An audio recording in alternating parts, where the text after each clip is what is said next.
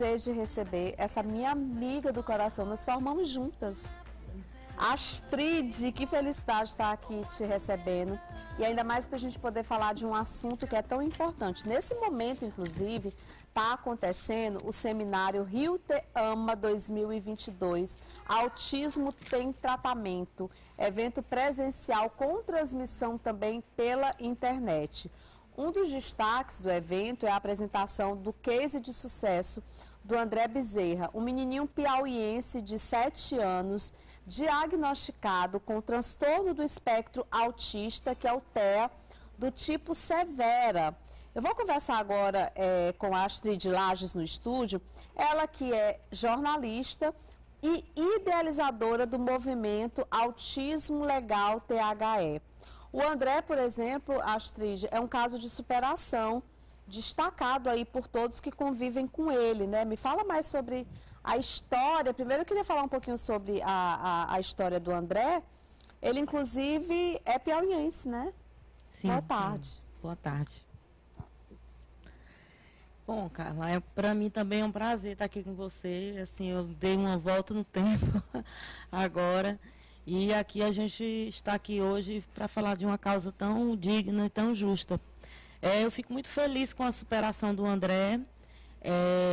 Nada mais importante do que o tratamento adequado, o apoio adequado e uma série de fatores que envolvem o tratamento de saúde, o apoio da família e a estrutura escolar, né? Que, se não me engano, ele estuda no colégio em São Paulo, né? Sim. Da professora Carmen Lídia, que é minha amiga, inclusive é dona da escola de São Paulo. E por isso que ele está evoluindo, porque ele está tendo acesso, ainda bem, e eu fico muito feliz por isso, pelo André estar tendo esse acesso à saúde, à educação de qualidade e a um tratamento que é o tratamento correto. E também outro fator que foi o diagnóstico que foi feito no início, né? No início da vida dele, no início da infância, que também o diagnóstico prévio é também muito importante. Ele, na verdade, ele tem um transtorno do autismo do tipo severo, né? E ele tem evoluído a cada dia. Porque ele tem um tratamento adequado, né, Astrid? Então, a importância da descoberta do diagnóstico do autismo, quanto mais cedo, melhor. Sim. Você tem um filho autista, né? Tenho dois. Dois? Sim.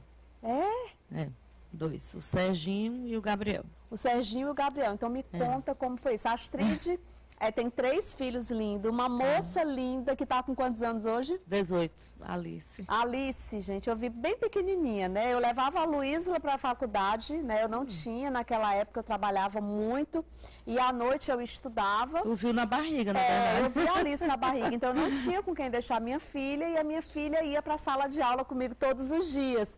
Tanto que na nossa formatura a Luísla foi uma aluna homenageada, naquele tempo se formou em jornalismo com a gente, porque a Luísla ia para a faculdade todos os dias. E a Astrid engravidou na faculdade, né, Astrid? Isso. E hoje a Alice está aí com 18 anos. 18 anos. E os meninos têm quantos anos? O Serginho tem 13, ele foi diagnosticado na primeira vez com 1 ano e meio, e ele foi diagnosticado primeiramente com 1 ano e meio, e teve prontamente já, nessa época, a gente podia pagar a terapia particular, que é a indicada, que é a terapia ABA, né, que é eficiente hoje em todo o mundo, que é a indicada a terapia ABA. E hoje o Serginho evoluiu muito, mas o autismo, ele nunca vem sozinho, ele vem com as comorbidades, né?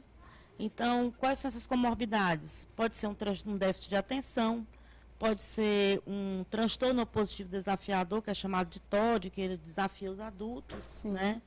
E se intensificam-se as crises, pode ser uma depressão, pode ser uma dislexia, então, enfim, uma série de coisas, de distúrbios, de transtornos que vêm juntos, né? Ele nunca vem sozinho, né? Então, o Serginho teve sempre esse diagnóstico, esse acompanhamento.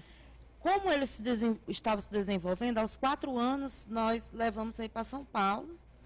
E como era muito leve, ele já falava, o médico tirou o diagnóstico, disse que ele não era autista.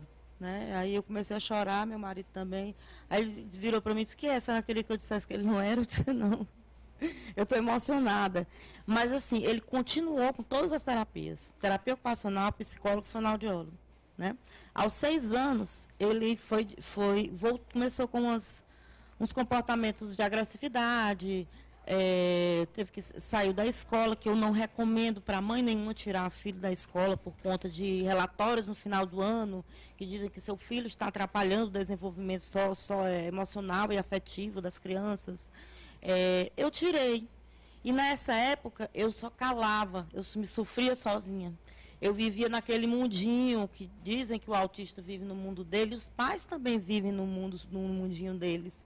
Né? E é muito difícil você sair de dentro da sua casa, do seu mundinho, e conviver com a sociedade preconceituosa, com serviços que não tem capacitação para receber as crianças em escolas e também acesso a tratamentos. E aí, então, o Serginho, eu voltei a fazer todo aquele processo do diagnóstico do autismo, que o autismo ele não dá num exame. Não. Ele feito uma série de exames para descartar outro problema. Né? Descartado, o médico faz uma escala. Então, o Serginho finalmente foi diagnosticado com Asperger, né, que é um autismo leve, que tem uma inteligência acima do normal, mas com transtorno opositivo desafiador, o TOD. E na época, o Serginho com 6, o Gabriel tinha acabado de nascer, né? Eu fiquei já acompanhando o Gabriel falava pouco, levei na fono, ela disse que cada um tinha seu tempo, mas não tinha ainda diagnóstico de autismo, né? E então, seguimos. O Serginho começou a dar muito trabalho na escola, e eu era muito chamada, eu sabia, inclusive, trabalhava no meu norte na época, deixava o trabalho correndo para a escola, porque o Serginho estava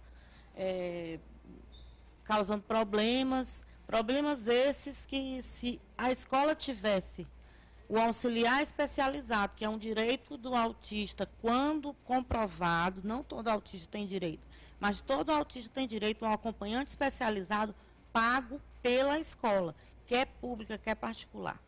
É um direito adquirido. Né? Isso está na Lei 12.764/2012, que inclui o autista como pessoa com deficiência. Né? É uma lei federal. E na própria Lei da Inclusão, que é a LBI. Né?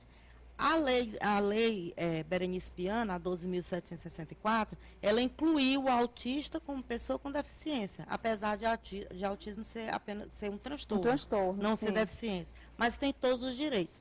Então, a partir daí, ele já tinha esse direito e eu não sabia. Eu me calava, eu só sofria. Os relatos de coordenadoras, eles deixam, isso aí não é sou eu que estou dizendo.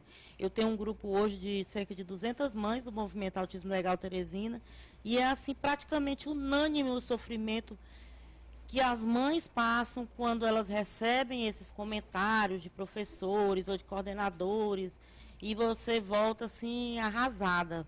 Hoje o Movimento Autismo Legal THE tem quantas? São cerca de 200 mães. Nós somos um movimento informal, né? E ele surgiu em 2017, quando finalmente eu decidi sair desse sofrimento, dessa fragilidade, porque nós vivemos fragilizadas, desgastadas, mas nós somos lutadoras. Não só eu, como todas as mães. Porque é tipo assim, a gente cai, mas a gente levanta. Então, eu passei 9 anos calada, nem ele sabia que era autista. E meu filho sofreu muito na escola, muito. Uma escola particular, tradicional de Teresina. Então, eu decidi, diante de várias provas que eu tinha, que ele estava sofrendo lá dentro da escola, eu decidi recorrer ao Ministério Público, que é um braço que nós temos aqui. Eu quero deixar bem claro que aqui no Piauí, o Ministério Público e a OAB, a Ordem dos Advogados do Brasil, através da Comissão do Direito das Pessoas com Deficiência, na qual eu faço parte como membro convidado, o Serginho teve o direito dele De ter acesso. Teve acesso ao direito dele através do Ministério Público. Mas foi uma longa jornada, foi muito transtorno. Então, hoje em dia, muitas mães ou desconhecem o direito que elas têm, ou então elas têm medo, porque o processo realmente é desgastante, né, junto à escola. Porque a escola realmente ela visa lucro, ela não quer pagar. A gente vê menos problemas em relação a isso nas escolas públicas. Sim, porque com o certeza. gestor tem consciência que ele tem obrigação de cumprir, porque ele pode, inclusive, ser preso. Sim. Né?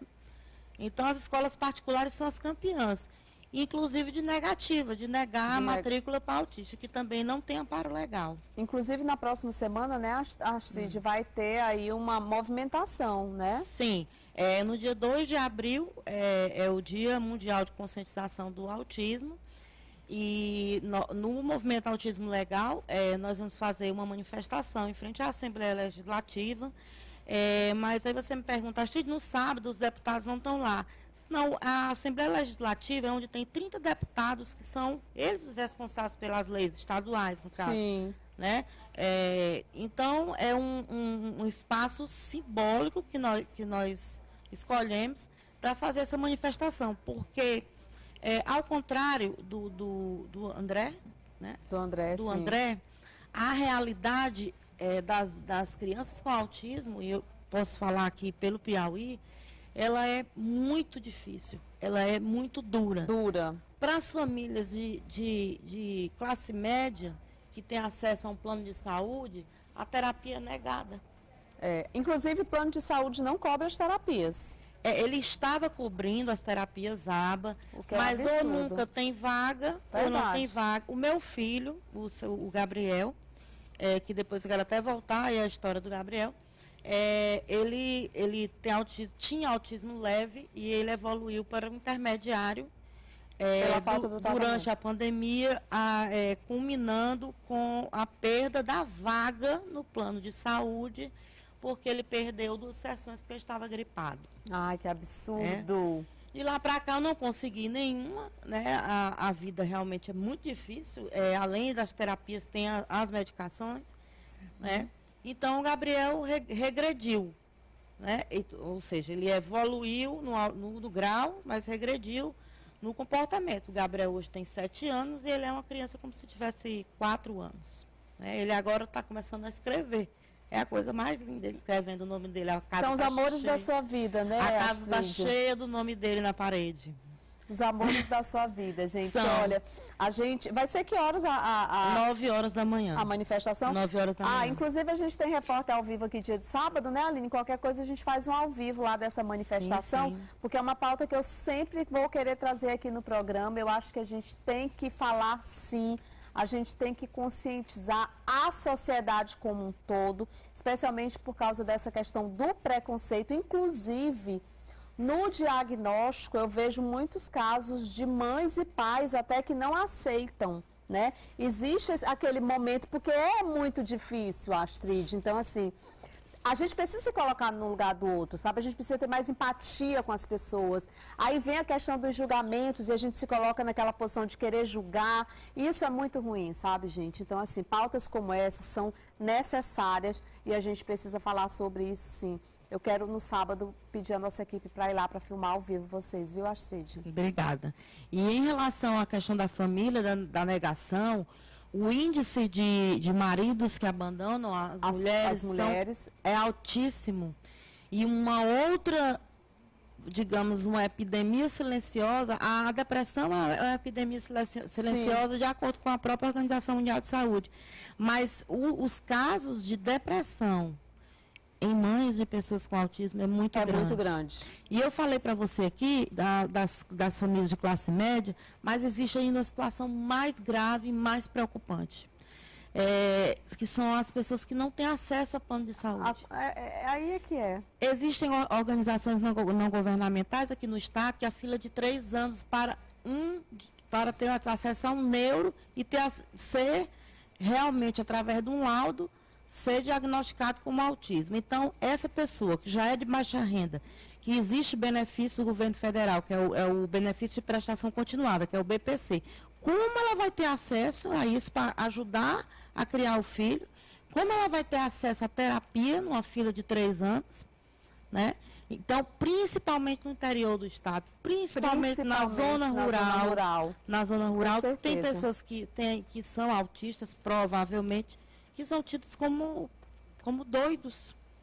Infelizmente, porque não tem diagnóstico. Eu estou, inclusive, com as fotos aí do André, nesse momento lá no Rio de Janeiro, que está acontecendo aí esse seminário Rio Te Ama 2022. Eu acabei de receber as fotos ao vivo agora, nesse momento, o Andrezinho aí participando desse evento, que inclusive está tendo transmissão ao vivo pela internet. Astrid, obrigada, viu? Fiquei muito feliz de receber. Eu que agradeço pela oportunidade. Volte sempre, tá? A gente vai para o intervalo comercial.